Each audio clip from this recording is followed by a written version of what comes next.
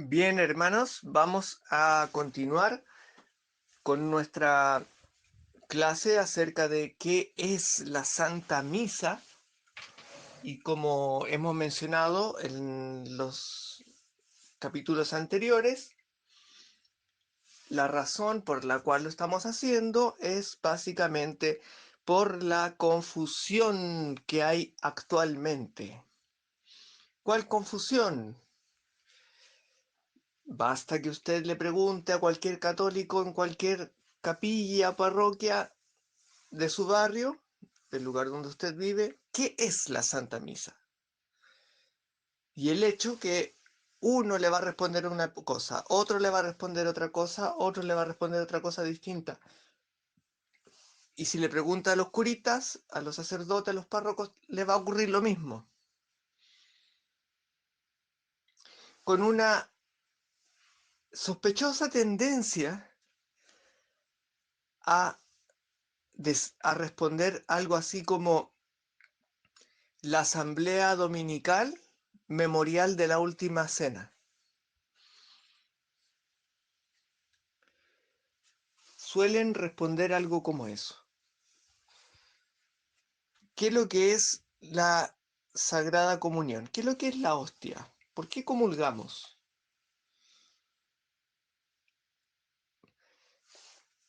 Normalmente va a ocurrir lo mismo. Hay confusión. Las respuestas son múltiples. De nuevo, con una sospechosa tendencia a decir que es porque Cristo repartió el pan y así como repartió el pan, todos comen del pan que Cristo repartió en la última cena. Nuevamente el tema de la última cena. Eso es más o menos la imagen que hay actualmente. Y si preguntamos algo que se ha hecho, en efecto, mundialmente, estadísticamente, por especialistas, tanto por agencias de estadística como por teólogos y sacerdotes, ¿está Cristo en la Sagrada Eucaristía? ¿Está en la hostia nuestro Señor Jesucristo? La mayoría de los católicos no lo cree.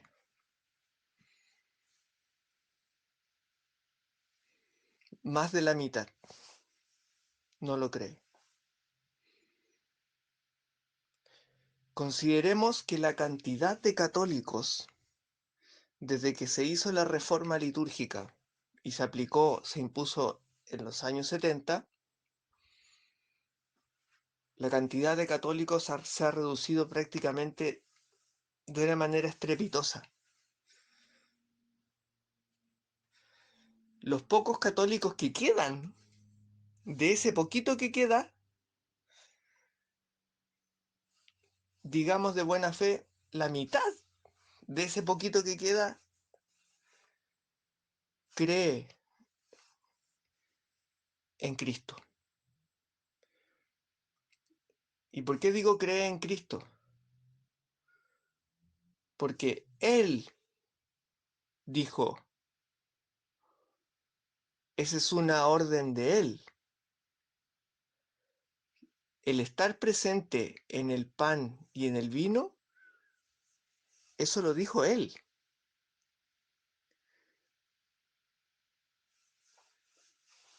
Y ya casi la mayoría de los católicos, vamos por la mitad aproximadamente, de los pocos que quedan, ya no lo creen. No, o sea, no le creen a Cristo. ¿Y entonces por qué van? Porque la iglesia se ha tornado un lugar social. Claro, las personas rezan, ellas tienen fe, dicen tener mucha fe. No me cabe duda, he conocido personas con mucha fe,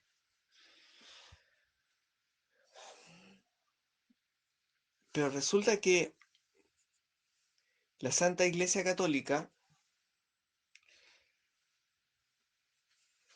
tiene toda una estructura, tiene toda una forma de hacer las cosas según los sacramentos y según toda la herencia que nos dejó nuestro Señor Jesucristo y nos ha ido reforzando el Espíritu Santo a través del Paráclito que nos dejó nuestro Señor Jesucristo.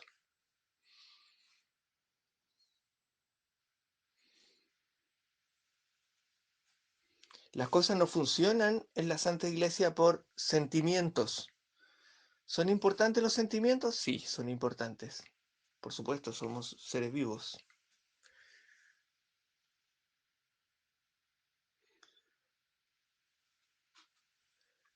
Pero eso no cambia. No hace cambiar las cosas en la Santa Iglesia de Cristo.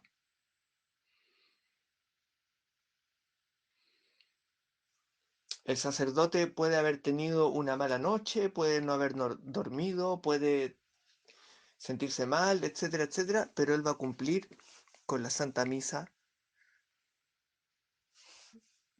como todos los domingos y como todos los días que se celebra la Santa Misa. El día que nosotros llegamos a recibir nuestro sacramento,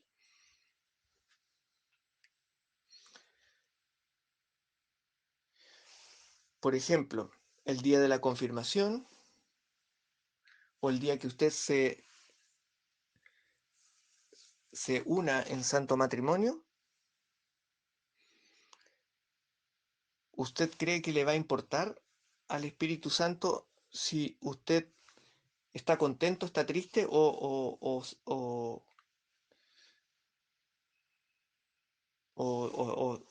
le duele la barriga?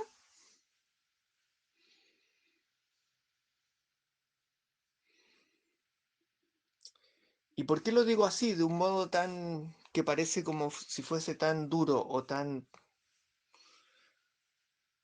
para mostrar, para destacar? Lo hago intencionalmente para destacar que la Santa Iglesia y la función de la liturgia y los sacramentos funcionan independientemente de lo que nosotros como seres humanos podemos sentir o pensar. Nosotros podemos pensar muchas cosas. Tenemos la libertad de hacerlo, gracias a Dios. Tenemos libre albedrío. Pero eso no cambia nada. Entonces muchas personas dicen, yo creo en Cristo, pero muchas también se confunden en que creer en Cristo, a lo cual le llaman fe, es creer que existió.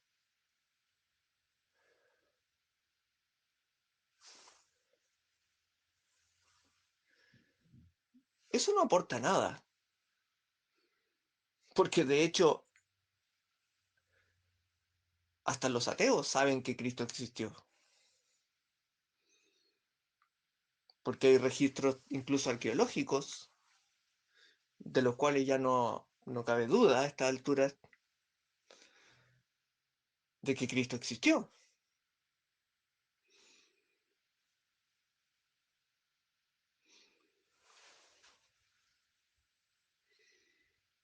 O sea, tener fe en Cristo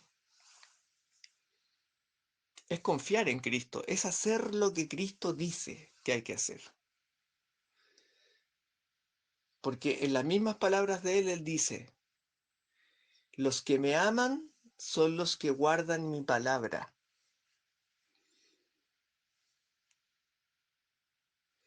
Los que aman a Cristo son los que guardan su palabra, es decir, los que la transmiten, los que trabajan con el Paráclito, son amigos del Paráclito. Recordemos que nuestro Señor Jesucristo también dice, cuando está, nuevamente citamos ese bello momento cuando Él le está anunciando en el cenáculo a sus apóstoles que Él va a volver al Padre que deben estar contentos, no deben estar tristes, y que no los va a dejar huérfanos porque va a enviar al Espíritu de verdad, que continuará revelando su santa verdad, que se revelarán más maravillas de lo que Él contiene, porque la revelación de Cristo es como una semilla que necesita el Paráclito ir expresándola. Y eso es lo que hemos visto durante 2000 años y es de lo que hemos hablado en las clases anteriores. Entonces, tener fe en Cristo es estar con Él, con lo que Él dice y con su revelación y con su espíritu.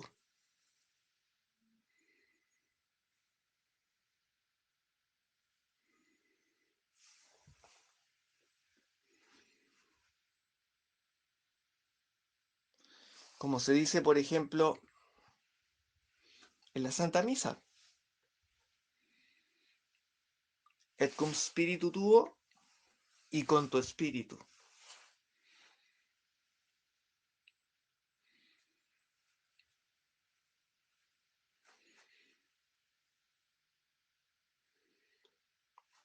Eso como introducción, para que quede como apunte ahí para reflexionar. El tema es la Santa Misa. Hemos repasado muchos puntos históricos.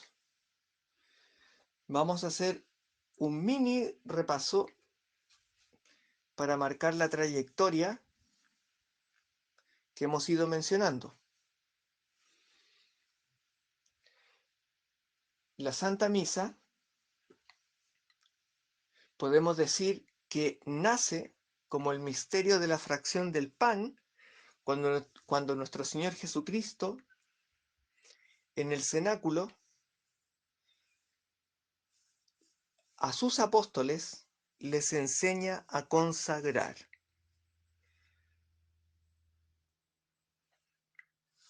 Les muestra el pan y el vino como especies, como las formas donde Él puede ser consagrado para volver a ser sacrificado, o sea, ofrecido al Padre.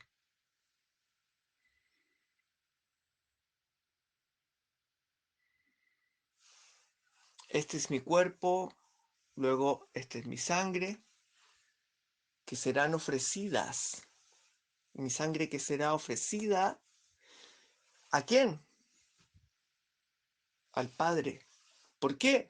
Por los pecados de muchos.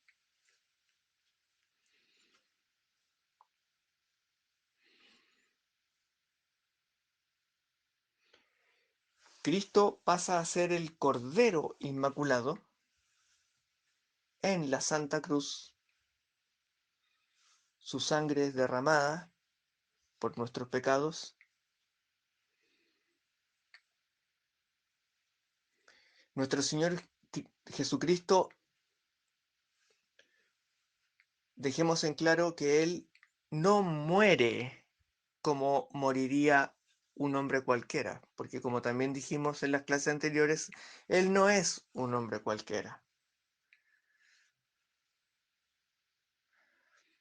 Nuestro Señor Jesucristo entrega su espíritu, entrega su último aliento. Él lo entrega porque Él lo decide.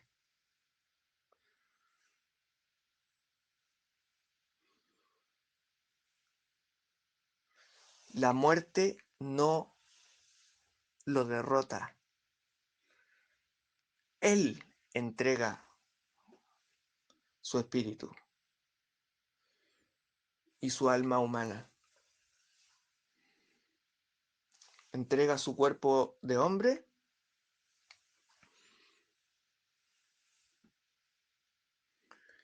y luego gloriosamente resucita.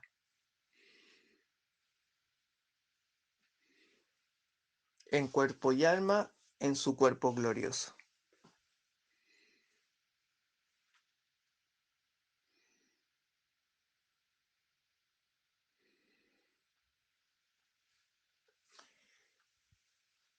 Una vez que se van cumpliendo todas las señales,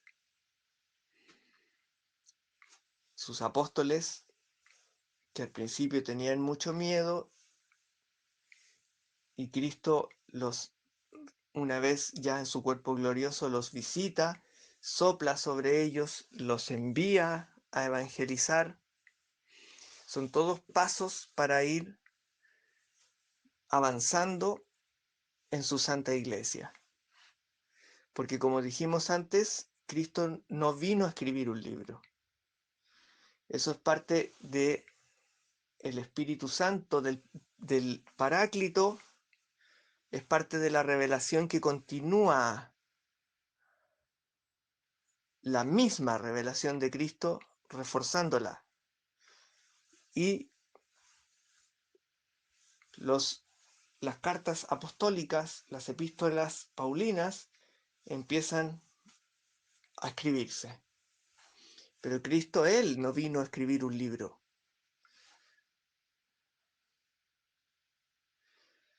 Podemos decir que Él vino a dos cosas, en términos específicos, así directos. Obviamente vino a salvarnos, eso es el título en grande, vino a salvarnos, a tomar el pecado del mundo. Pero Él, en términos prácticos, dentro de las cosas que hizo,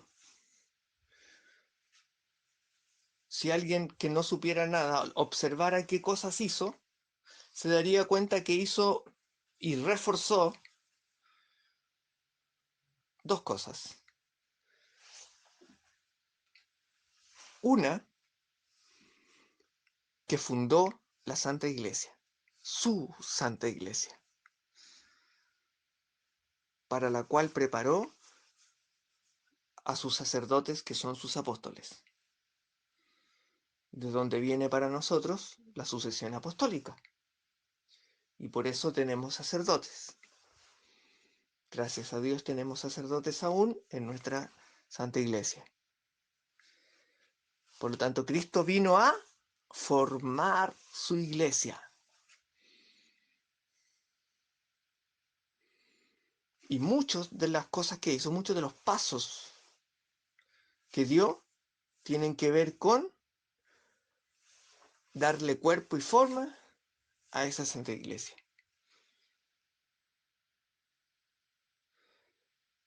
Y lo otro que hizo, en lo cual insistió mucho,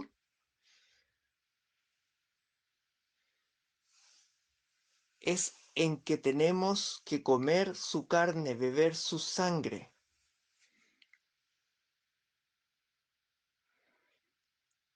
En el tema de cómo él iba a ser alzado, es decir, sacrificado. Y trabajó para ser recordado, para que su muerte, ya explicamos el tema de que no es una muerte común y corriente, de que su paso por la Santa Cruz fuese recordado. Y de hecho podemos incluso decir que la Santa Iglesia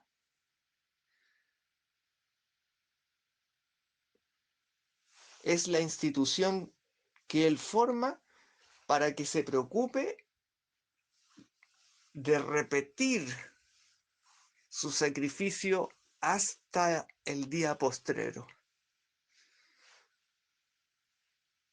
de recordar su sacrificio, recordar su sacrificio, recordar su sacrificio. Porque la misión de la Santa Iglesia es salvar almas. Y en tanto salva almas, va ayudando, porque es lo mejor que se puede hacer por cualquier ser humano, es ayudarle a salvar el alma, porque el alma es eterna. Nuestro paso por esta vida es limitado. ¿Cuánto vive un ser humano? Aproximadamente unos 80 años, pero el alma es eterna. Es un tema que debería preocuparnos.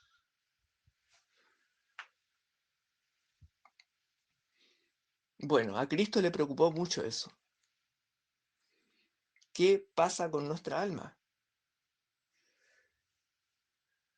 Y nos dejó el camino abierto para volver al Padre.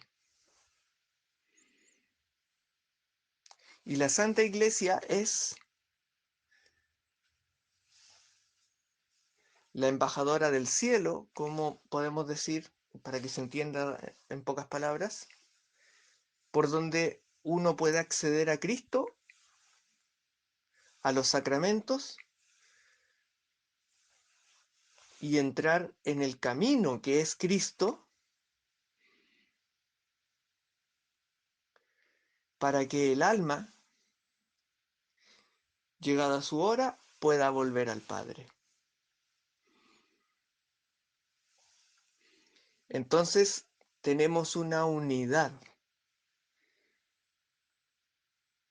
en que no se puede separar a Cristo de su paso por la cruz y de su Santa Iglesia.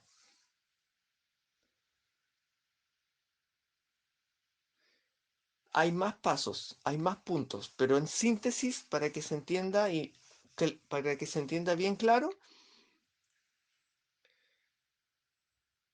no se puede separar a Cristo de la Santa Cruz y de su Santa Iglesia, porque forman un sistema junto, trabaja junto, que tiene que ver con el plan salvífico.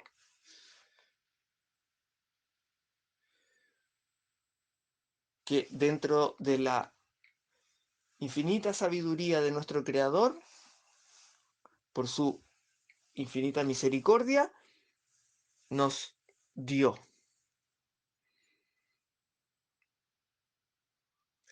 Nos dio la posibilidad de que su Hijo, segunda persona, Verbo encarnado, caminase entre nosotros,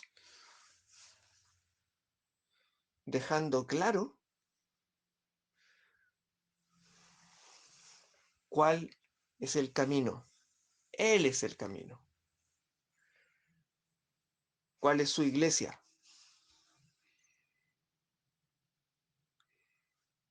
¿Cuál es el Paráclito?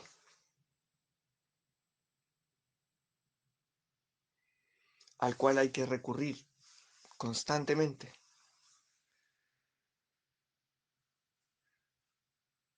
Que se ve expresado en la vida de los santos. Hemos dicho, ya lo hemos repetido muchas veces. Se ve expresado de distintas maneras. En la música sagrada, en la música litúrgica, en las catedrales, en el arte, en la vida de las personas, en todos aquellos momentos que van conforme, que calzan con Cristo, que están alineados con ese camino recto que dijimos, que es el camino que ya anunciaba San Juan Bautista.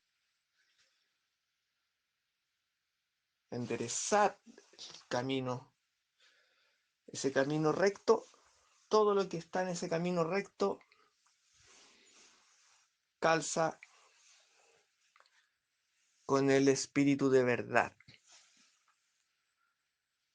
Y el espíritu de verdad va dejando huellas, de las cuales nosotros necesitamos ir aprendiendo. Uniendo esas huellas vamos aprendiendo. Y el espíritu de verdad nos ha enseñado muchas, muchas, muchas cosas.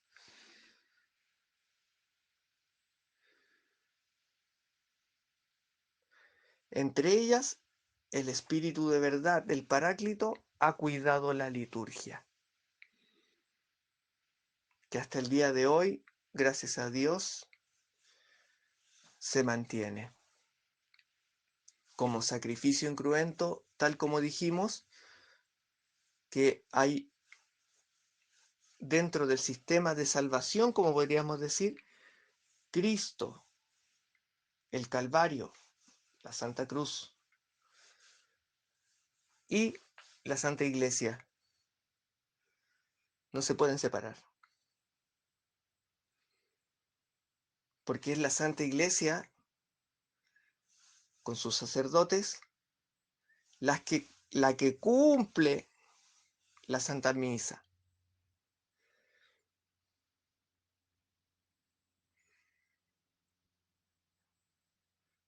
Y lo que cumple es lo que Cristo ya dijo en el misterio de la fracción del pan, cuando dio inicio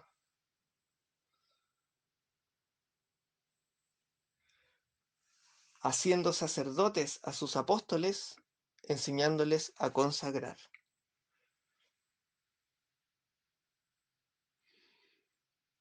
Lo que llamamos misterio de la fracción del pan. Y que hasta el día de hoy hay personas que confunden con el ágape y la verdad es que no tiene nada que ver, no es el ágape.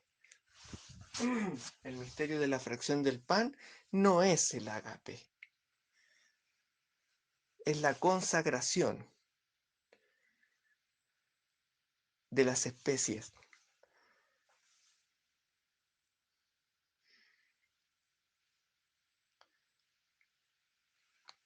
Entonces, ¿qué ocurre?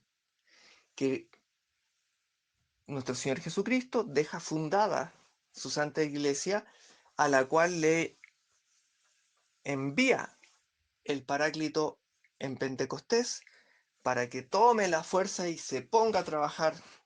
La iglesia ya estaba formada, ya estaba fundada, y le da el impulso necesario para que ya se desate y se ponga a dar su evangelio de forma universal, es decir, de manera católica.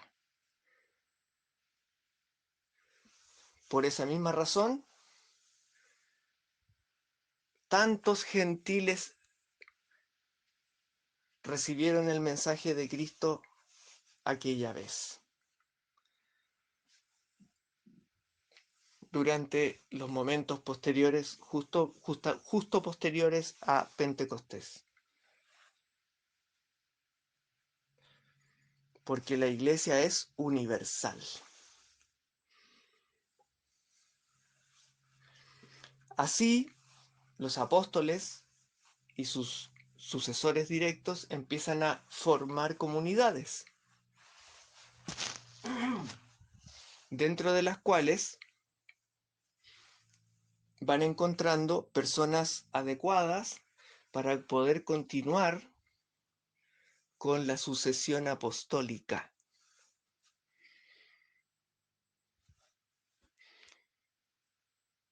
Recordemos lo que ocurrió con Simón el Mago, que vio a los apóstoles llenos de Espíritu Santo, sanando, evangelizando, y él lo veía como unos poderes, lo veía de forma pagana, lo veía de forma como si esa fuerza la tuvieran los apóstoles ellos como hombres y pudieran hacer lo que quisieran con ella, al punto de que les ofrece dinero y les quiere pagar para que le den o le enseñen ¿Cómo se hace eso? Ese poder que ellos tienen. Frente a lo cual, obviamente,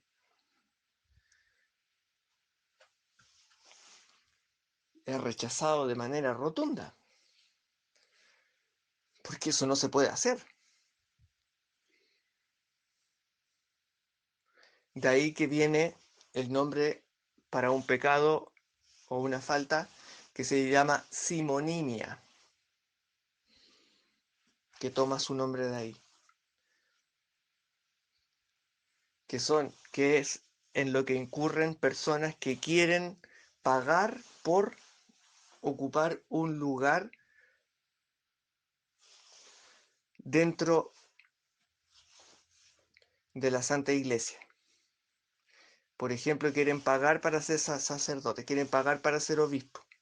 Eso se llama simonimia. Y el nombre viene de Simón el Mago, que quiso que le traspasasen o le enseñaran, porque no entendía de qué se trataba, que le traspasasen el Espíritu Santo que estaba imbuido en los apóstoles y que los apóstoles sí pueden transmitir a las personas adecuadas que son sus sucesores, de donde vienen la sucesión apostólica, lo que nosotros llamamos sucesión apostólica. Para ir resumiendo, luego los años posteriores, décadas posteriores incluso, una vez que nuestro Señor Jesucristo ya ascendió, después de Pentecostés y la iglesia empezó a trabajar, a formar comunidades, se formaron muchísimas comunidades, sobre todo por la zona de lo que hemos mencionado que se llamaba Oriente, hoy en día le llaman Medio Oriente, pero en ese momento se le decía Oriente, que es de Judea hacia abajo, es decir, Egipto, Alejandría, pero hacia el oriente, lo que vendrían a ser ya zonas arábicas, podríamos decir, que luego, siglos después, lamentablemente, cuando apareció esa religión llamada Islam, desató una ola de violencia que acabó con una matanza de muchas comunidades de nuestra Santa Iglesia que habitaban esa zona. Pero todas las que se formaron más al norte del mar Mediterráneo,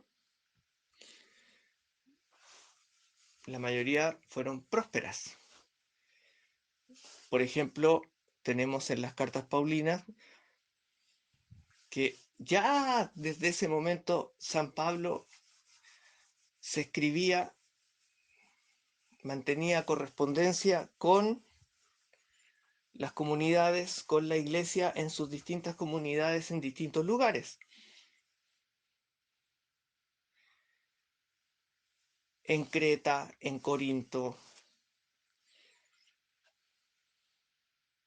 en Tesalónica, hasta en Roma.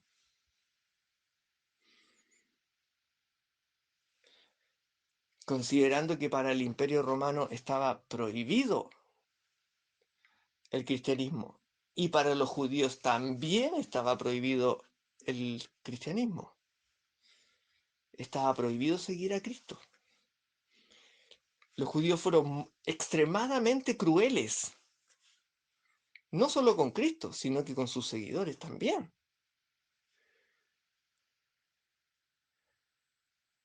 Y no solo en ese momento, sino que de ahí en adelante.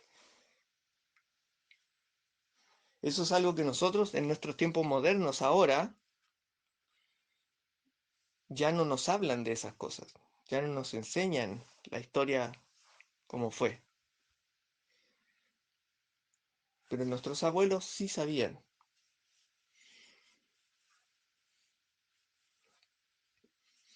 ¿Qué significa ser católico? ¿Qué significa seguir a Cristo para un judío? Es lo peor. Para ellos es lo peor. Es prácticamente el enemigo. Y eso da mucho que pensar. Y no es por un problema con ellos, porque nosotros los respetamos mucho a ellos. Nosotros a ellos los queremos mucho. Porque obviamente partieron siendo el pueblo elegido,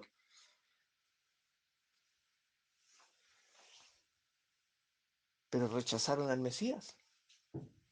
Y de ahí en adelante,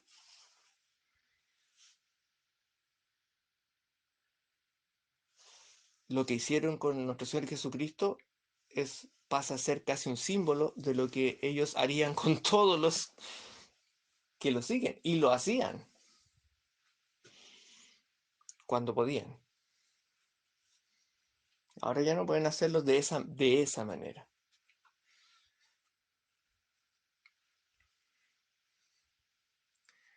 El punto es que la Santa Iglesia se forma en múltiples comunidades, incluido en Judea también, y tenían que ser muy cautelosos porque obviamente tenían a los judíos encima,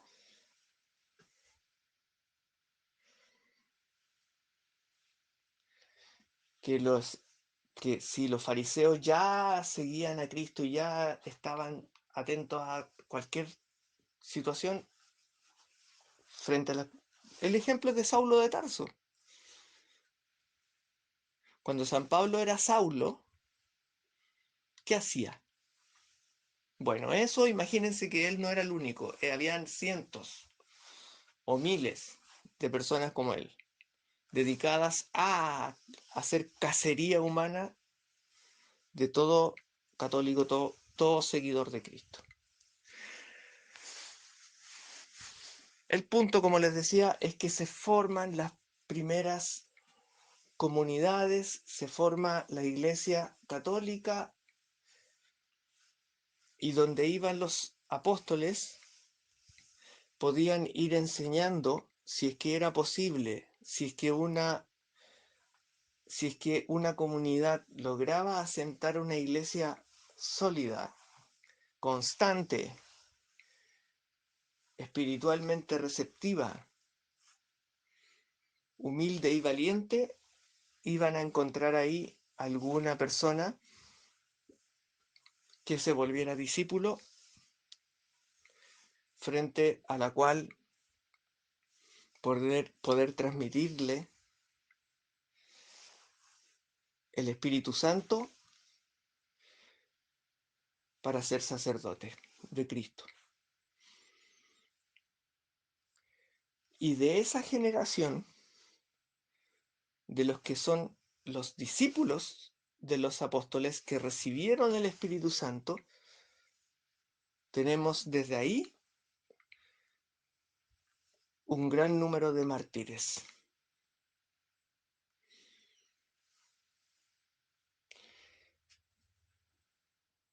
Y viene toda la generación después posterior, que es la que nosotros llamamos padres de la iglesia. Que eso también deberíamos hacer una clase en algún momento. El punto es que San Pablo ya había formado iglesia en Roma, perseguida. En las catacumbas ya se celebraba, se reunían. Las catacumbas eran decoradas, pero no se podía aún celebrar misterio de la fracción del pan. Había ágape, pero no misterio de la fracción del pan.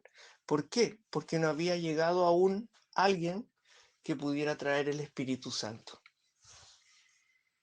Hasta que llega San Pedro.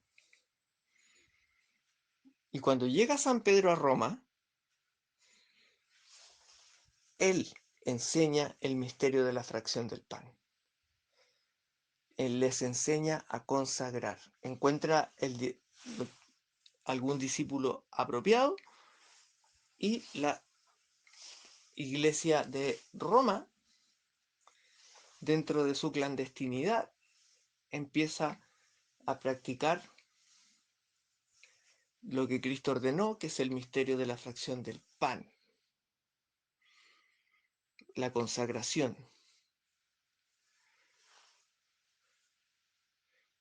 Y empieza a practicarse en Roma.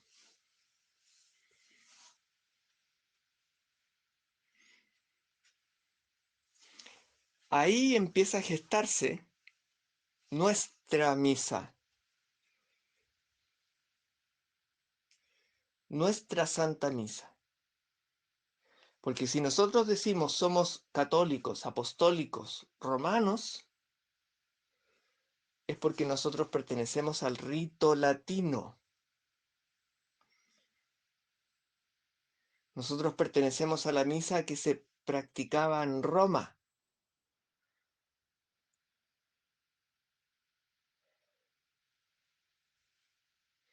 Y somos apostólicos porque la enseñanza que se ha ido difundiendo a través del Paráclito por los siglos y siglos, por generación tras generación, es la de los apóstoles.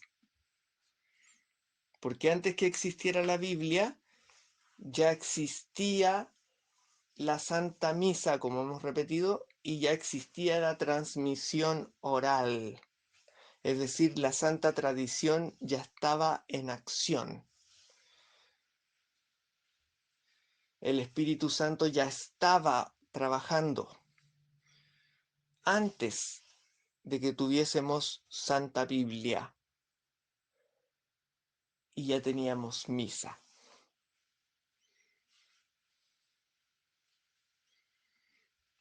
Luego, el Papa San Damaso I con San Jerónimo recopilan todo el material que se usaba en las comunidades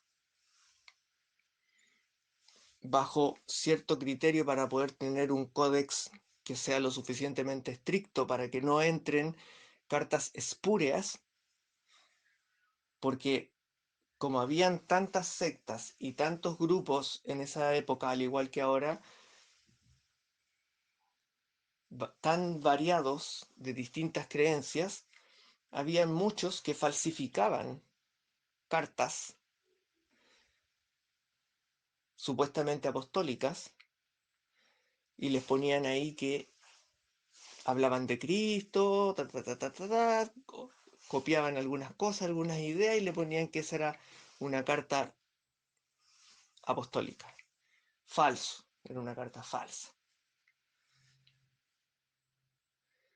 Entonces, Papa Damaso I con San Jerónimo, habiendo reunido todo, tuvieron que poner un filtro.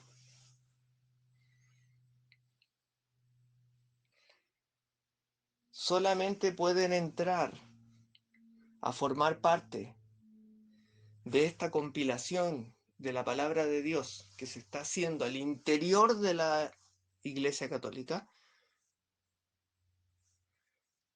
como un instrumento para poder tener toda la palabra junta, incluyendo incluso la antigua alianza,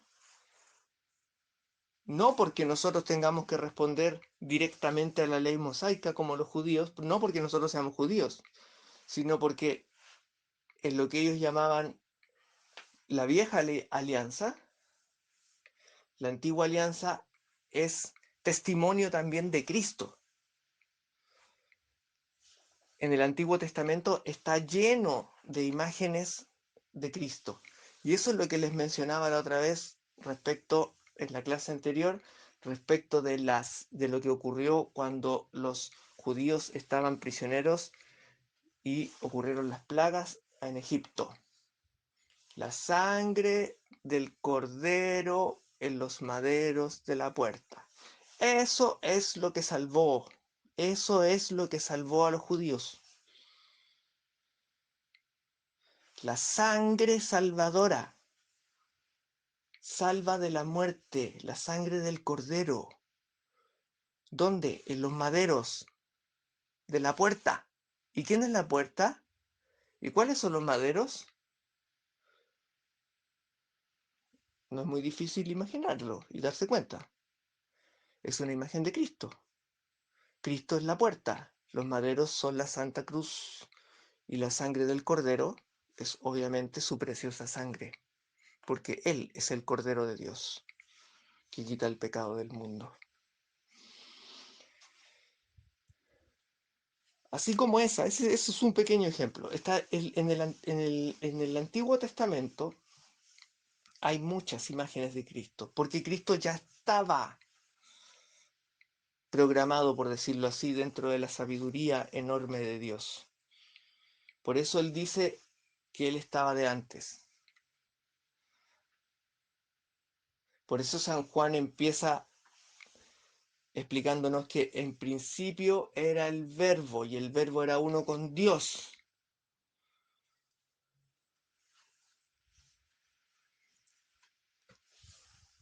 Bueno, estábamos en el tema de la Santa Biblia. Se fija el canon, que básicamente consiste en que tienen que ser cartas, las cartas que se van a recibir y entrar a formar parte del canon de la Santa Biblia, tienen que ser cartas. Un requisito muy, muy, muy importante es que estén en uso. ¿En uso por quién? Por las comunidades. O sea, que sean cartas que están en la misa. En la misa que celebran las comunidades, tienen que estar esas cartas. Porque los obispos y diáconos y presbíteros que fueron nombrados, enviaban las cartas para ser recopiladas. Entonces, sus comunidades tenían que estar activas y usando esas cartas. Y esto es el año aproximadamente 350. Un poco más, un poco menos, pero para darle una idea general, año 350 aproximadamente. La Santa Iglesia estaba trabajando fuertísimo. O sea, estaba avanzando, avanzando, avanzando. Es la época de San Agustín. Es la época de San Agustín. Él estaba escribiendo. Y no había Biblia. Pero sí él tenía acceso a cartas. Tenía acceso a cartas apostólicas y a epístolas paulinas. Porque como él pertenecía a la Santa Iglesia, recordemos que en su juventud no, pero luego sí, su madre era católica. Cuando él conoce a San Ambrosio y él comienza a ser parte de la Santa Iglesia, empieza a utilizar toda su sabiduría que Dios le dio para ayudar a la Santa Iglesia, y gracias a Dios tenemos a San Agustín, y él ocupaba las cartas. Entonces tenemos el tema de las cartas, que uno de los requisitos es que sean cartas en uso por alguna comunidad reconocida. Otro requisito para el códex: que estén escritas, que la carta que llegue tiene que ser anterior al año 100. Ese es muy fuerte, es difícil. Es decir, que las comunidades garanticen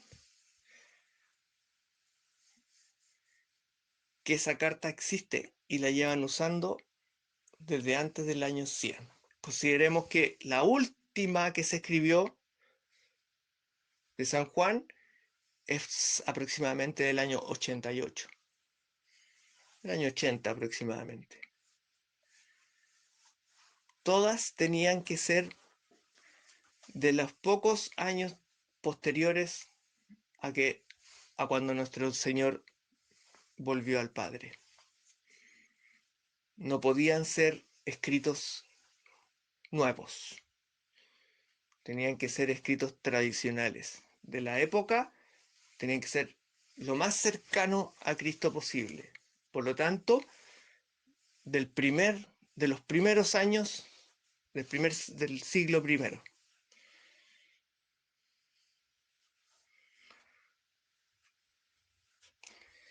El otro requisito, el tercer requisito, es que fuera coherente. ¿Qué significa que sea coherente?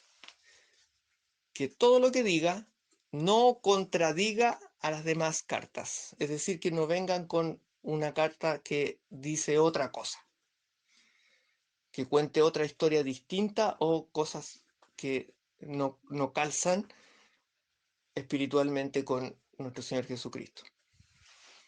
Tiene que haber coherencia. Y esos 3 puntos se fijaban en varias cosas, pero esos 3 puntos son principales para poder discriminar y saber cuáles sí, cuáles no. Porque había muchas cartas espurias que no cumplían los requisitos y muchas cartas inventadas, falsificadas, y hay testimonio de eso. De hecho, los mismos padres de la iglesia cuentan cómo habían falsificadores de carta y todo eso.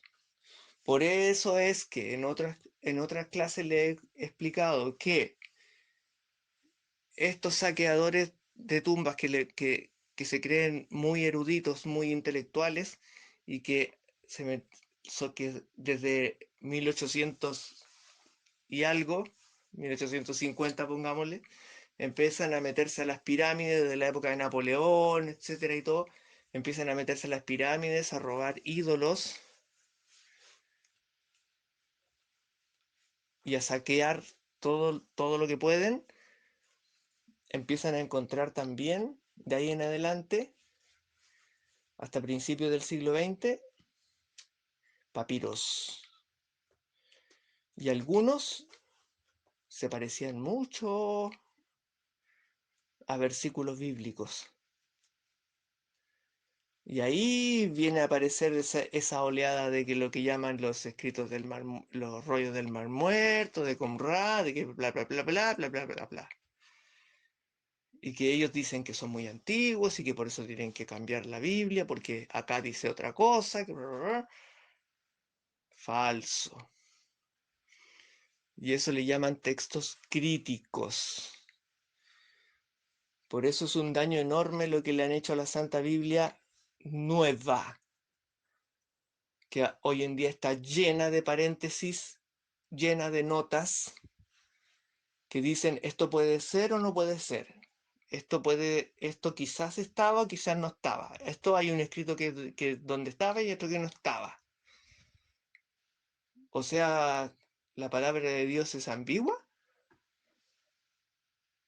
Está y no está, y es y no es, o Dios se equivocó. ¿Y por qué antes no pasaba eso? Porque le empezaron a meter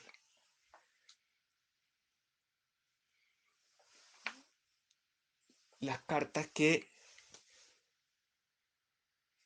nuestro Papa Damaso I y San Jerónimo habían rechazado. Cartas heréticas. Las están empezando a meter desde hace mucho tiempo. básicamente podemos decir desde el principio del siglo XX. Pero eso lo vamos a profundizar en otra clase, porque es un tema muy, hay que darle, hay mucha información ahí que hay que comentar. Y estamos en la Santa Misa. Nuestra Santa Misa, dijimos, es y nace desde el rito latino en Roma. Y hay testimonios, incluso por los mismos romanos paganos, cuando perseguían, espiaban o capturaban a los seguidores de Cristo, de nuestra Santa Iglesia, y hay testimonios escritos por soldados y cónsules, no sé, personas que estaban dedicadas a esas cosas, que describen qué hacían. Y si uno los lee,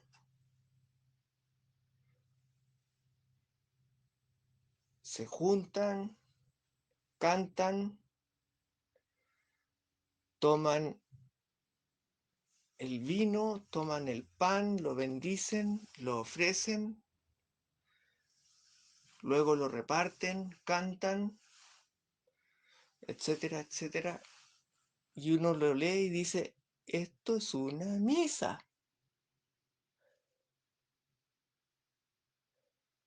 ¿Y en qué año estábamos en ese momento? Siglo I, siglo II.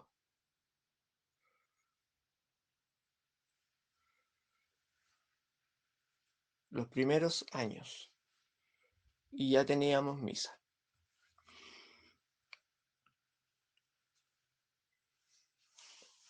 Desde el principio del rito latino, que se fue practicando durante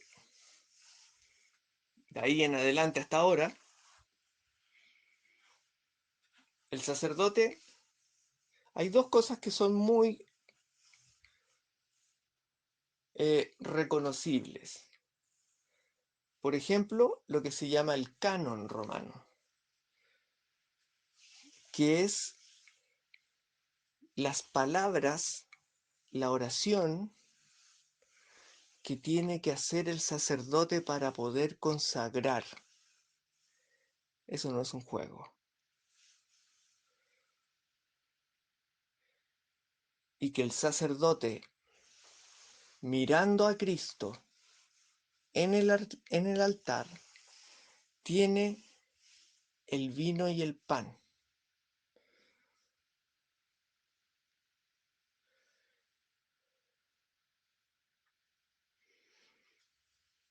El sacerdote siempre ha estado mirando hacia Cristo. Cuando le habla a los fieles, se voltea y le habla a los fieles. Como cuando se leen las cartas, se leen las epístolas, se leen los evangelios. Pero cuando él está trabajando,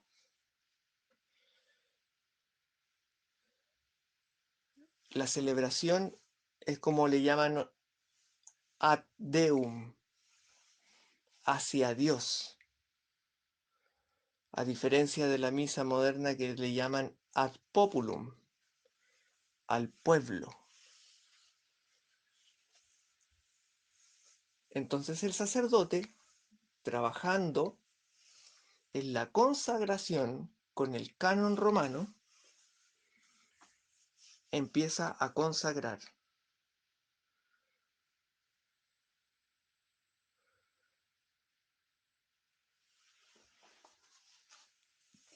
Volviendo al vino y al pan, presencia real de nuestro Señor Jesucristo.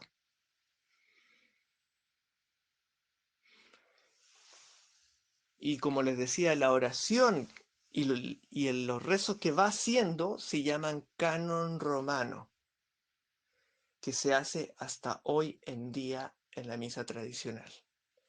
nuestra misa original. ¿Por qué es nuestra misa original? Y eso también se puede detectar no solo en el rito latino, sino que en el rito armenio, en el rito ortodoxo, etcétera, que también son apostólicos, porque nacen de la misma raíz que nosotros, como hemos dicho. Ellos son nuestros verdaderos hermanos separados, porque son hermanos católicos apostólicos, y tienen Espíritu Santo, y consagran, tienen sacerdotes, son nuestros hermanos, son apostólicos, eso no es menor, porque en un principio éramos todos una sola Santa Iglesia, que después por temas políticos de intervención política tuvo que fracturarse. Ellos son nuestros hermanos separados. Y que si uno mira su misa, se va a dar cuenta de que se parece mucho, sorprendentemente se parece no a la misa moderna, se parece a la misa católica, porque es la misa que toda la catolicidad había celebrado siempre.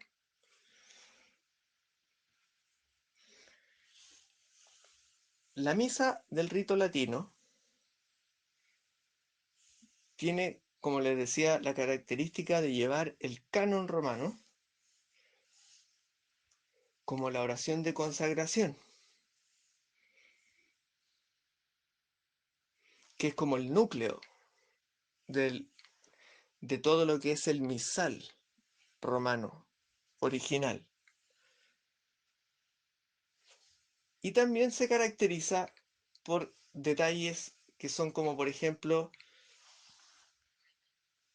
que el sacerdote, cuando terminaba de hacer el sacrificio, porque recordemos que la consagración,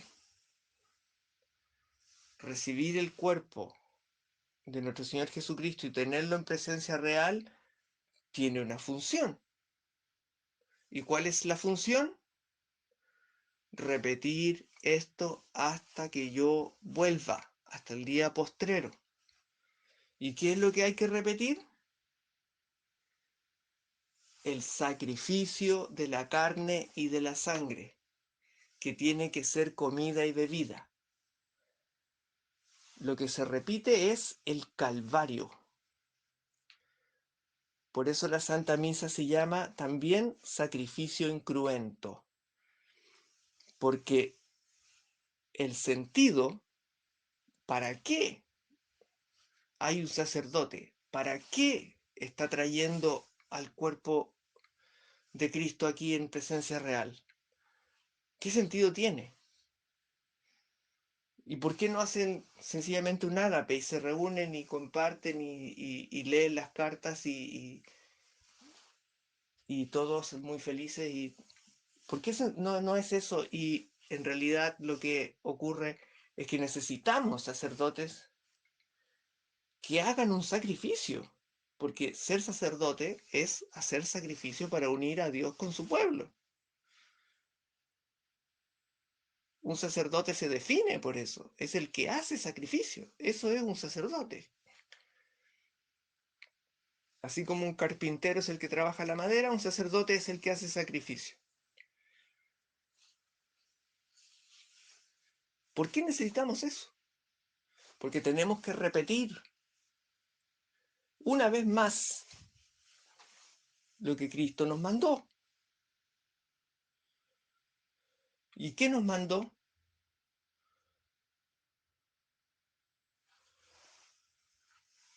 Como habíamos dicho, una de las cosas que a Cristo le interesaban era que la forma en que Él fue elevado y se consagró como Cordero de Dios no fuese olvidada, sino que fuese repetida hasta el final de los tiempos. Se repite el Calvario, pero de manera incruenta. Es decir, que el sacrificio pasa de ser sacrificio de martirio con el Vía Crucis, con los golpes, con las ofensas, etcétera, todo lo que tuvo que vivir nuestro Señor Jesucristo en manos de los romanos y de los judíos, todo eso fuera.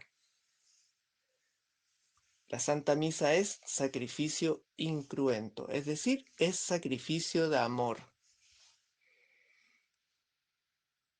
Sacrificio de amor. Y ese sacrificio se repite, se repite, se repite.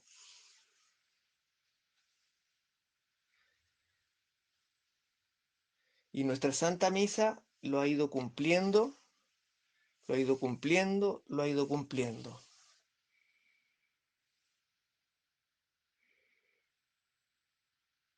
Y el Espíritu Santo lo ha ido cuidando, lo ha ido cuidando, lo ha ido cuidando en nuestra liturgia. Hasta que llegan incluso los protestantes a poner en duda todo, a intentar atacar y desarmar todo. Y frente a eso tuvo que hacerse el Concilio de Trento, del cual salimos, como he repetido otras veces, más fuertes, porque pudimos darnos cuenta de quiénes somos y cuál es nuestra herencia. Y el Concilio Doctrinal de Trento no inventa ninguna misa. Lo que hace es transmitir la que ya se venía practicando. Y el Concilio de Trento es de finales del siglo XVI.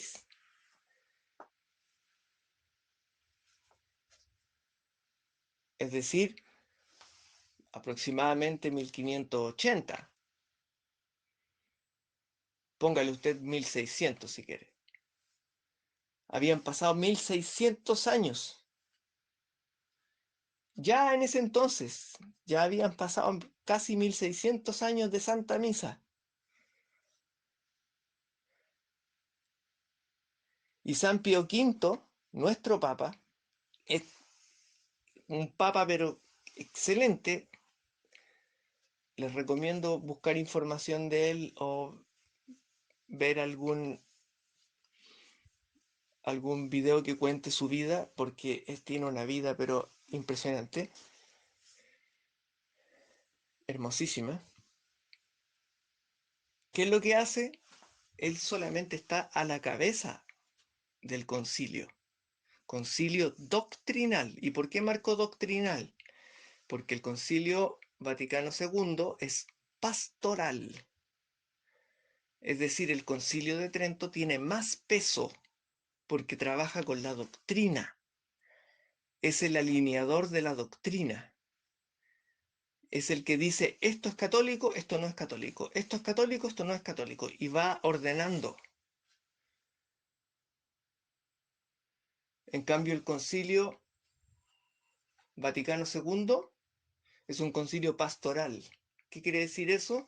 Que estaba advocado a ver cómo se va a relacionar la Iglesia con el mundo. Lamentablemente, muchas de las ideas que por ahí pululaban y que de por ahí salieron, ciertos sacerdotes que algunos llaman hippies con sotana, la aplicaron como si fuera doctrina, y no es doctrina.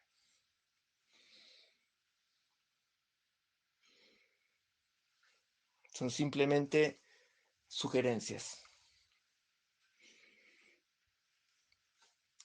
Volvamos. El Concilio de Trento logra recuperar y recopilar todo lo que se ha hecho casi por 1600 años y sellarlo y decir, esto es católico.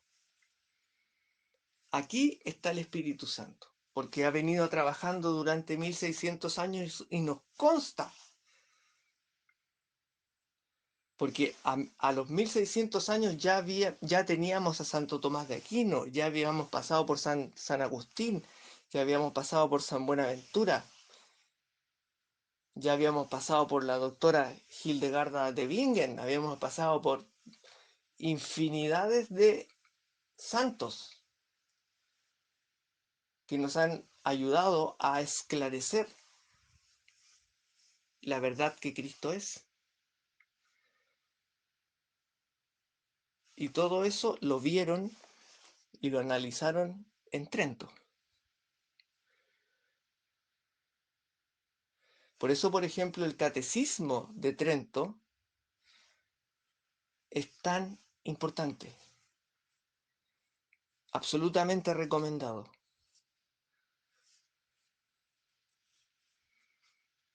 porque toma, es, es, es catolicidad, pero al 100%.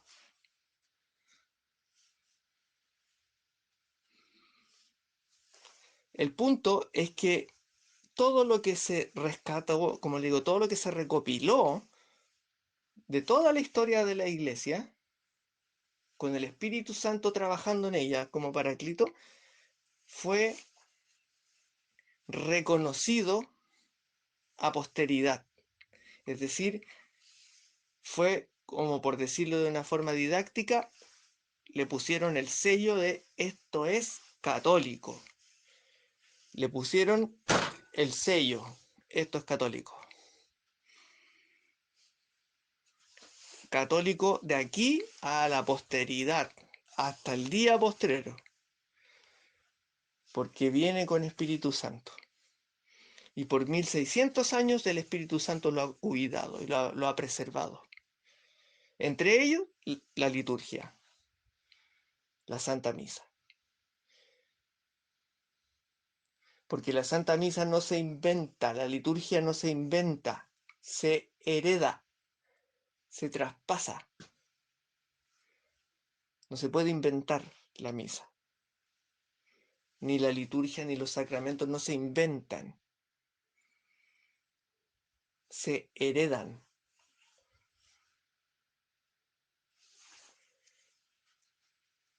Entonces, frente a aquellos que hablan de San Pío V como si él hubiese inventado la misa tradicional, sepan que están en un craso error porque él no inventó la misa. Él recopiló todo lo que venía de antes. Obviamente, en Trento tuvieron que armar un misal que recopilara todo lo anterior y tuvieron que ir ajustándolo para que les calzara. Porque como antes no había un misal oficial, habían ciertas variaciones, pero el centro estaba clarísimo. Solo había que hacerle algunos ajustes y ¡pum! Ahí está. Este es nuestro misal, aquí está nuestra Santa Misa. Y esta Santa Misa es completamente santa. De principio a fin es completamente santa y nadie puede cambiarla. Y el que la cambie sea anatema.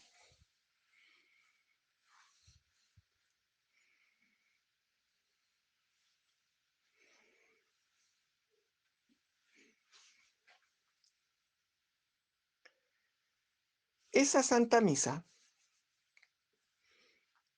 que algunos llaman misa tradicional, misa original, misa de siempre o misa tridentina, por, por Trento, porque el misal se armó en Trento, pero no la Santa Misa. La Santa Misa viene desde mucho antes, ya sabemos que viene de 1600 años antes.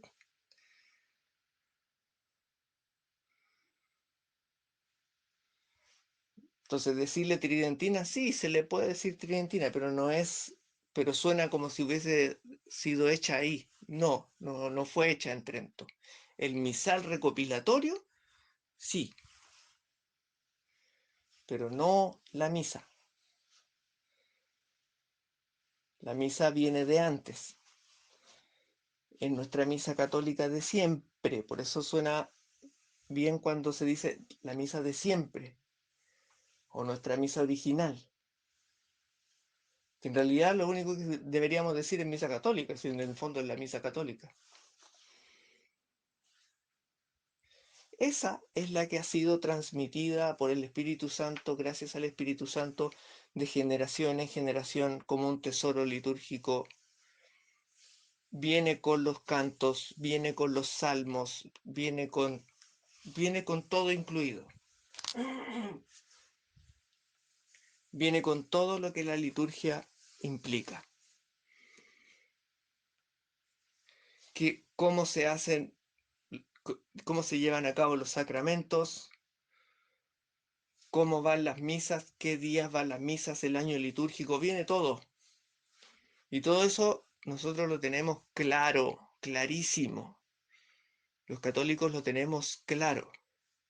Lamentablemente, desde el siglo XX en adelante, empieza la gran confusión. Porque se empiezan a poner en duda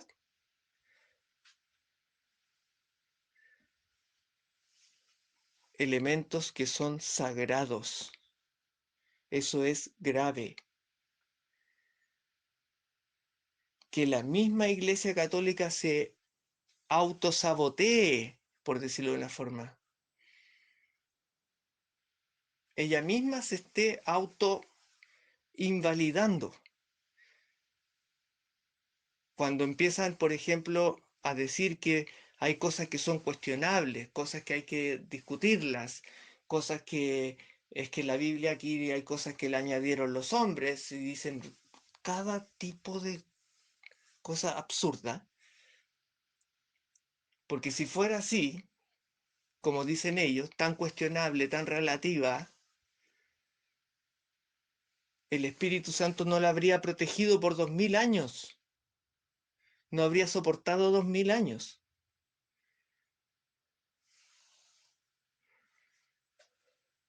Solamente algo que es de Dios logra traspasar los siglos de esa manera, donde el latín también juega un rol muy, muy importante. El hecho de que la sabiduría de Dios haya puesto al latín como la lengua materna de la Santa Iglesia, de Cristo. ¿Por qué? Porque el latín es inamovible, no es una lengua callejera, porque los idiomas de los países son relativos y las palabras cambian de sentido, porque las personas usan las palabras como quieren y están en toda su libertad, pueden hacer lo que quieren. Son lenguas cotidianas, son lenguas vulgares en el sentido no de que estén mal, sino que en el sentido de que son humanas para hablar en la calle o en cualquier lugar. Pero el latín no es eso. El latín es la lengua materna de la Santa Iglesia que conserva y transmite. Eso es importantísimo. Y transmite la verdad que Cristo es, porque cuando está en latín es como si estuviese grabado en el mármol. Por eso nosotros cuando hoy en día nos encontramos con algún rezo, alguna oración, alguna canción, y queremos saber cómo es en realidad, porque lo que más abundan son traducciones, la revisamos en latín y decimos, ah, ya, esa es la forma católica.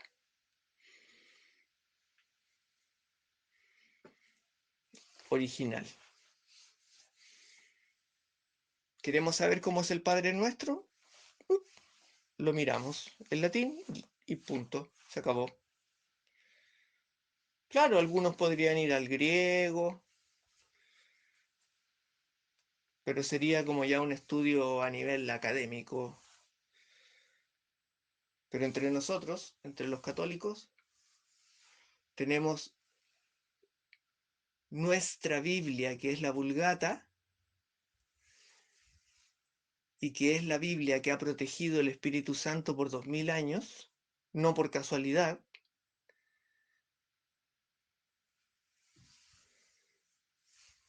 y podemos movernos a través del tiempo, porque es la misma Biblia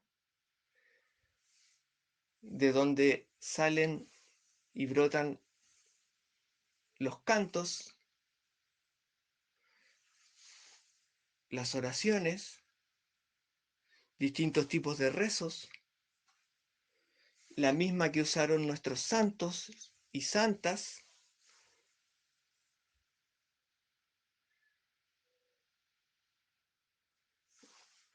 ¿Cómo no vamos a usar esa si ha dado tan buenos frutos? ¿Cómo no vamos a seguir nuestra misa de siempre si ha dado tan buenos frutos? ¿Cómo no vamos a seguir a la Santa Iglesia de Cristo de siempre si ha dado tan buenos frutos?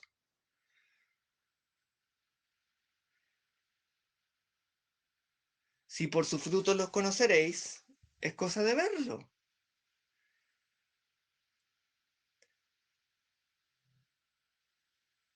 ¿Qué misa celebraba el Padre Pío? ¿Qué, cómo rezaba el Padre Pío?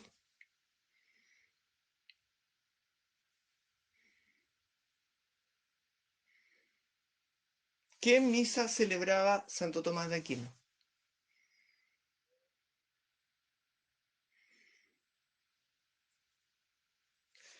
Y así, sucesivamente. Y si todo eso funcionaba tan bien, cuando se aplicaba a nivel universal, porque recordemos que estamos en la Iglesia universal, que se supone que es para todos y en todas partes es similar, igualmente para todos.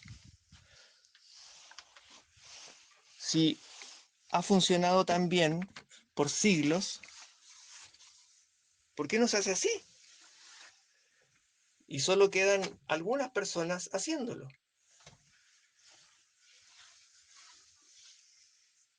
Entre paréntesis, desde que se aplicó la reforma litúrgica, lamentablemente, la reforma litúrgica de 1970, que nuestro Papa Pablo VI a los pocos años se enteró que la persona que estaba a cargo del equipo de inventar esa misa artificial no era católico, se hizo pasar por católico y así muchos de su equipo tampoco eran católicos y se hicieron pasar por católicos para inventar una misa anticatólica, cosa que no es nada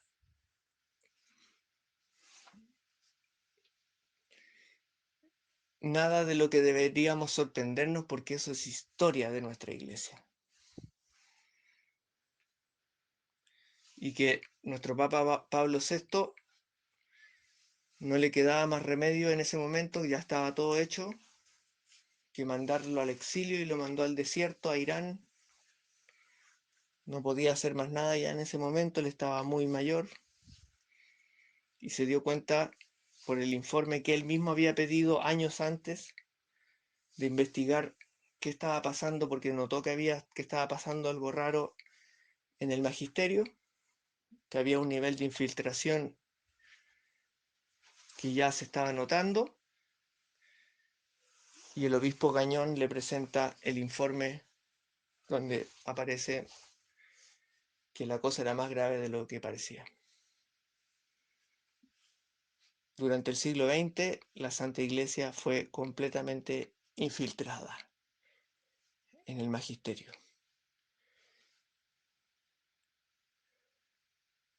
Y el resultado de esa infiltración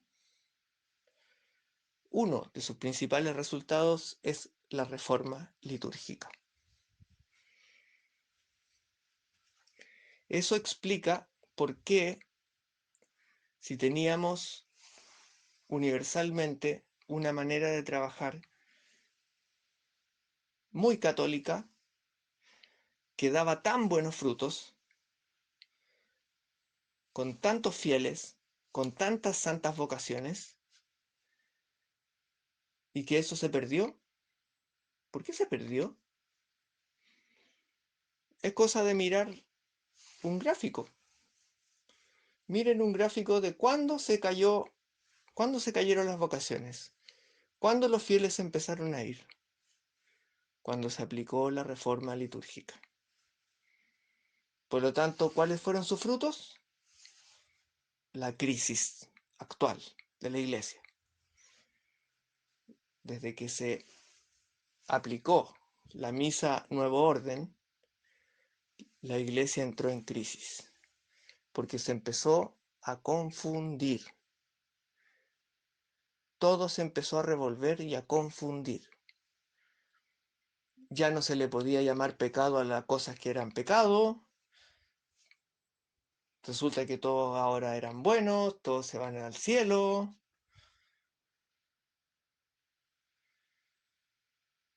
Y así montones de cosas que hoy en día llegamos al extremo,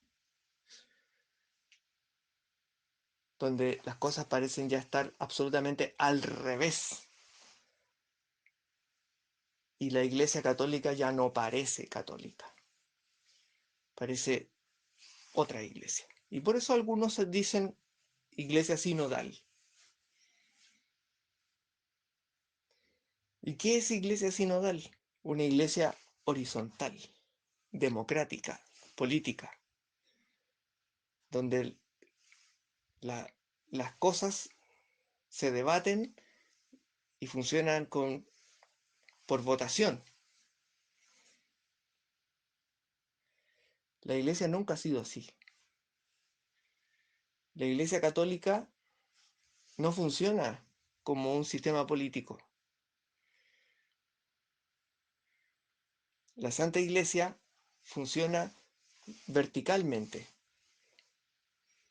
porque, como dijimos al principio, no le importa lo que opine el mundo. No le importa lo que opine el mundo. Le importa lo que dijo Cristo y lo que transmitió el Espíritu Santo. Eso es lo que importa, porque eso es lo que salva. La opinión de las personas no salva, aunque tengan muy buenas intenciones, aunque digan cosas muy bonitas. Eso no salva. Lo que salva es Cristo y seguir su palabra. Y para eso Él dejó el Espíritu de verdad, dejó el Paráclito. Solo alineándose con el Paráclito se transmite la revelación y el Espíritu de verdad. Eso es lo que la Iglesia necesita. Volviendo al tema de la misa.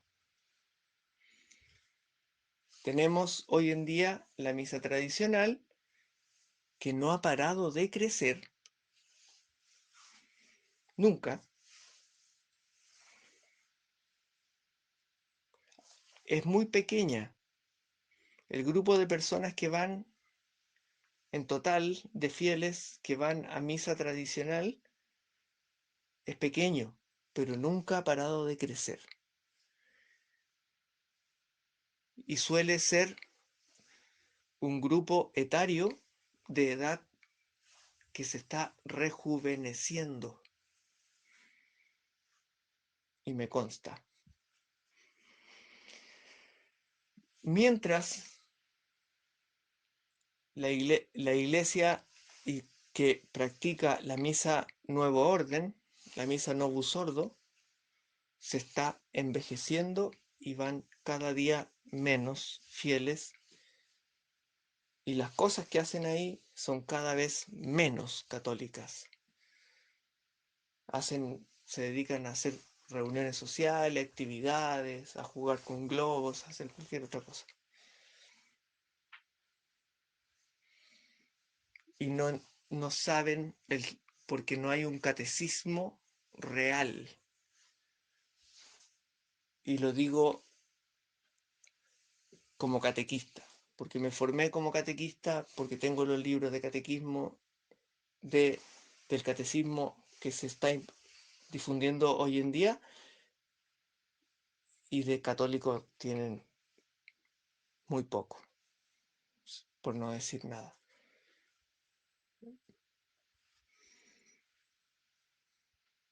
Por lo tanto, la iglesia Novus Ordo, la iglesia Nuevo Orden moderna, ha pasado desde el siglo XX hasta acá por un proceso en que se va descatolizando, por decirlo así, perdiendo elementos católicos. ¿Por qué? Porque dentro de la forma que tiene la reforma litúrgica, es una protestantización. Se supone que están desarrollando, y eso lo explica el mismo diseñador de la Misa Novus Ordo, que es Annibale Bunini. Él mismo lo explica en su libro autobiográfico que escribió allá cuando lo tenía en el destierro, que él cuando inventó o hizo esa misa, que es la que se practica ahora en la mayor parte del mundo, la hizo en vistas a que fuese una misa que pudieran ir también los protestantes.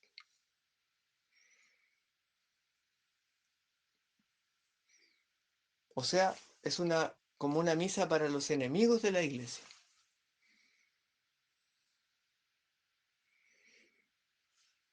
Entonces uno puede pensar, bueno, pero ¿cómo? ¿Cómo se explica algo así? Si nos fijamos, ¿qué está haciendo la iglesia hoy en día? Está tratando de unir todas las religiones. Y por eso, dentro de las cosas que se enseñan en el catecismo hoy en día, es que todas las religiones salvan, es que todos siguen al mismo Dios, es que hay que respetar todas las religiones y todo tipo de ofensas a nuestro Señor Jesucristo, porque quieren unir todas las sectas y hacer una gran religión global.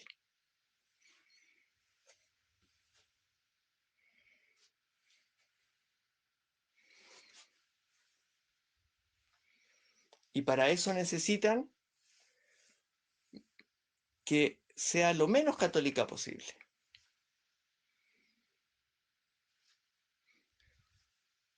De ahí el tema de por qué comulgar en la mano, de pie, porque quieren ir quitando eso de que Cristo está en el pan, en la sagrada hostia, todo eso, todas esas cosas, ir como desplazándola. ¿Por qué? Porque les molesta. ¿A quién? A todos los demás. A todas las sectas les molesta eso.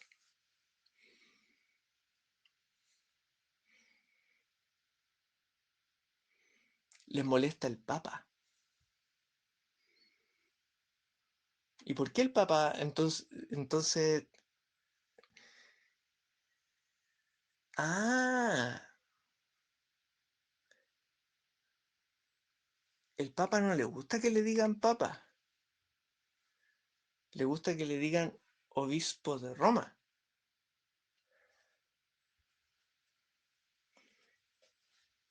Y no le gusta que le digan vicario de Cristo tampoco.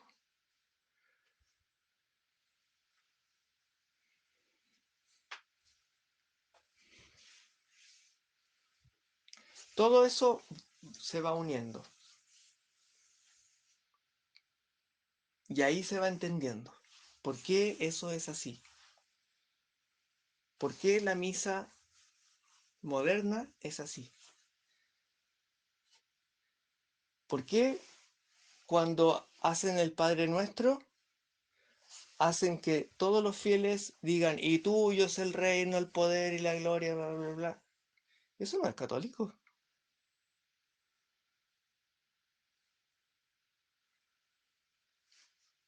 Eso es absolutamente protestante. Pero hacen que todos los fieles lo griten ahí a viva voz en la misa. Hacen que la misa no sea santa. Se ponen a celebrar que aplausos para el cumpleaños de tal persona, aplausos que ese es el día del padre, el día de la madre, el día de esto, el día de lo otro, y todo eso vamos metiéndolo dentro de la misa. Eso es atacar a Cristo, es atacar a Dios, porque la Santa Misa es el momento de Él. Se están metiendo en sus dominios.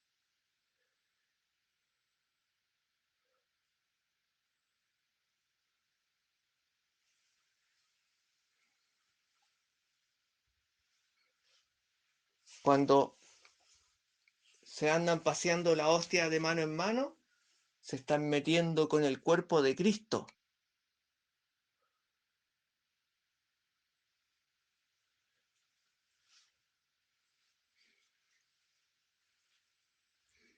Lamentablemente los fieles dicen, pero si la iglesia manda, el curita dijo, el obispo dijo, el papa dijo, y bla, bla, bla, bla, y siguen esa lógica. Bueno, ¿y qué dice el Espíritu Santo? El Espíritu Santo nos enseñó a comulgar, ¿sabía?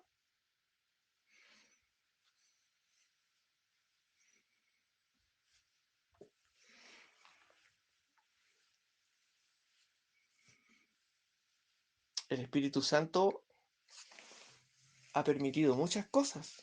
Así también nosotros recibimos el Santo Rosario.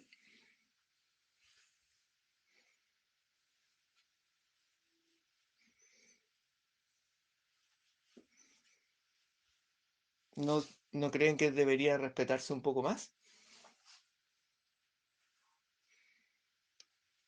Debería respetarse como lo máximo, es lo más santo que hay en esta tierra, porque es lo que nuestro Señor Jesucristo nos dejó. Y si no nos alineamos en la sana doctrina, ¿cómo vamos a llegar a encontrarnos con Él?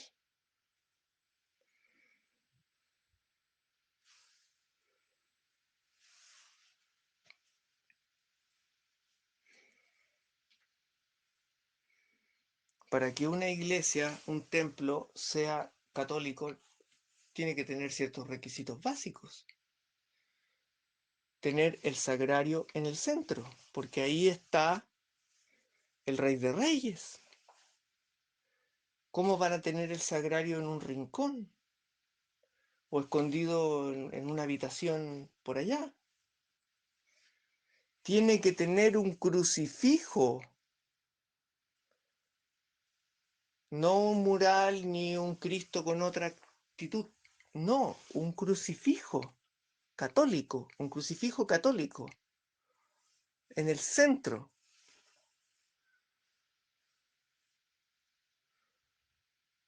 Necesitamos recibir a Cristo de rodillas, en la boca.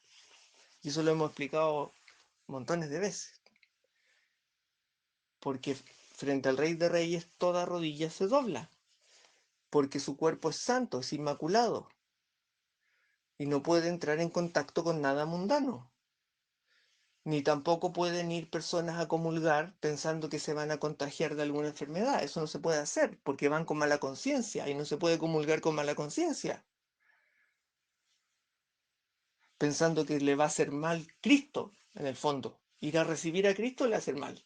Es absurdo. Por eso hemos repetido tantas veces, entre comulgar mal y no comulgar, mejor no comulgar.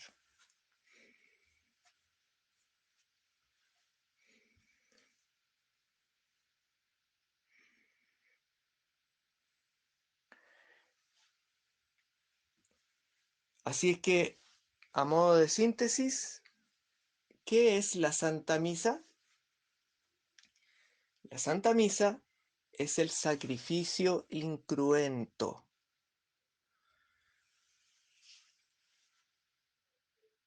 Es el momento en que el sacerdote consagra las especies del pan y del vino para que podamos tener a nuestro Señor Jesucristo y entregárselo al Padre. Y el Padre, en su satisfacción por recibir a su Hijo, nos permite comer la carne del Cordero, recibir el pan del cielo, que alimenta el alma. Por eso lo recibimos de rodillas, porque vamos a alimentar el alma. Y se recibe en la lengua porque es nuestra intimidad. La Santa Misa es el Calvario. Es el momento en que Cristo es entregado como cordero, es crucificado, pero en el modo del amor. Sacrificio incruento. Por eso tiene que estar el crucifijo, porque es eso lo que está ocurriendo ahí, eso es lo que está ocurriendo ahí. No es la resurrección, no es Cristo buen pastor, ni otra. Esas imágenes son muy hermosas, pónganlas en otro lugar. Pero ahí en el centro pongan, por favor, el crucifijo, porque es eso lo que está ocurriendo. En la Santa Misa es eso lo que está ocurriendo. Entonces, repitiendo, como decíamos, en síntesis, la Santa Misa es el sacrificio incruento, donde el sacerdote, y por favor usen esa palabra, sacerdote, usen la palabra misa, sacerdote, hace la ofrenda del Cordero de Dios, y le da a Dios el Cordero Inmaculado, que quita el pecado del mundo, para que nosotros podamos comer la carne del Cordero y recibir el pan del cielo. Eso es una misa. Y lleva incluido el sermón, la música litúrgica, que es música sagrada,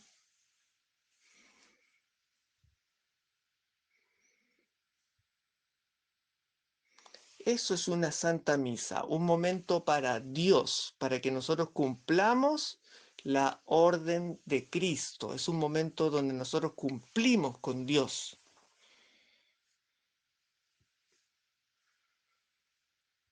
No es un momento del ser humano. Nosotros participamos, sí,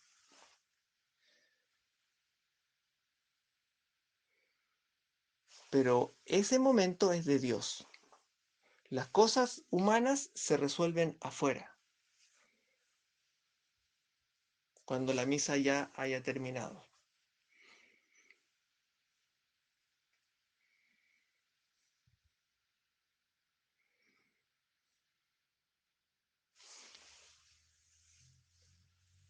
Creo que hasta ahí se va entendiendo.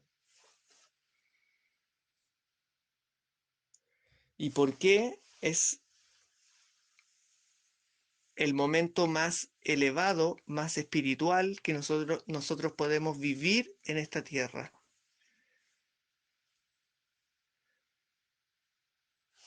Porque nuestra alma se alimenta de Cristo, va conociendo a Cristo.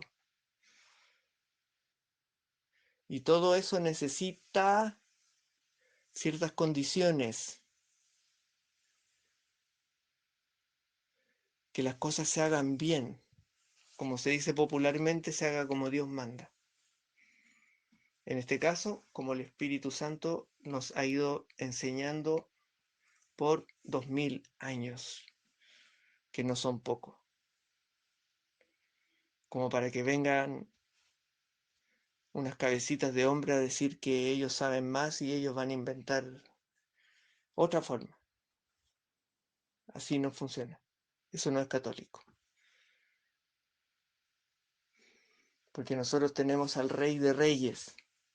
Él es el que manda.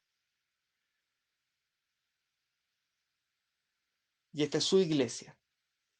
Y funciona como Él manda.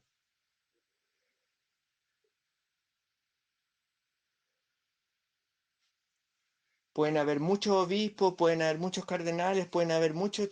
El magisterio puede ser muy grande, pero ¿quién manda? El Rey de Reyes. Y Él dejó a su Paráclito con el Padre, dejaron al Paráclito como espíritu de verdad, como defensor.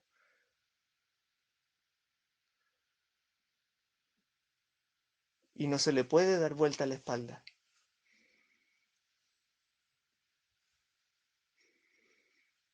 Así que andar inventando cosas no va, no va.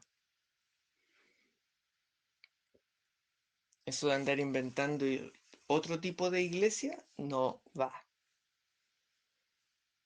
Y eso no significa quedarse pegado en el pasado, ni algo anticuado, ni nada, porque o sino que le van a llamar anticuado a Cristo porque vino hace 2000 años y su palabra van a decir que es anticuada. Como dice el padre Choquel en la Biblia del Peregrino,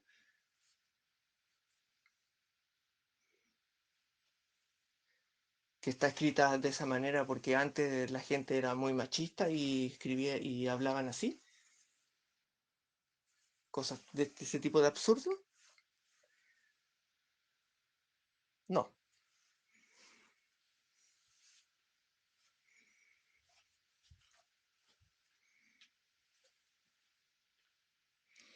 Así es que, hermanitos, cuidemos nuestra Santa Misa, como el Espíritu Santo, como el Paráclito nos ha enseñado, porque nosotros obedecemos a la Santa Iglesia de Cristo, la que tiene 2000 años, la que nos enseña la sana doctrina, no una falsa iglesia de falsa doctrina que enseña cosas que están contra Dios. Eso no se sigue. E incluso el Código Canónico mismo lo dice, por ahí por el numeral 211, 214 aproximadamente, que cuando las cosas no están haciéndose bien, ya hay abusos litúrgicos y la misa y todas las cosas no están haciéndose bien, no solo tenemos derecho, sino el deber de hacer algo al respecto. Y así como desde los padres de la iglesia, incluso desde los apóstoles, hasta nuestros papas,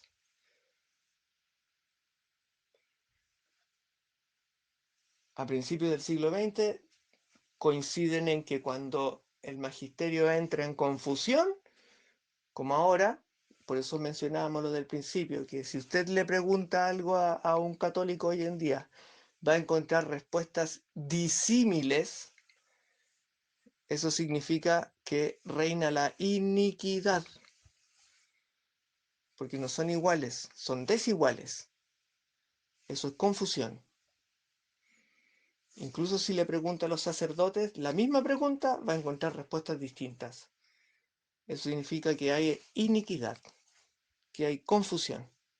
Y cuando eso ocurre, como le digo, desde los apóstoles, desde los padres de la iglesia, desde todos los santos, hasta nuestros papas del principio del siglo XX nos dicen lo mismo. Cuando reina la confusión, póngase bajo el alero de la tradición. Porque la santa tradición ya está consagrada. Tiene la marca del Espíritu Santo. Y ahí todo está claro. Aférrese a la Santa Iglesia. Vaya a misa. Ahí está la roca. Salve su alma. Así es que eso de momento, hermanitos.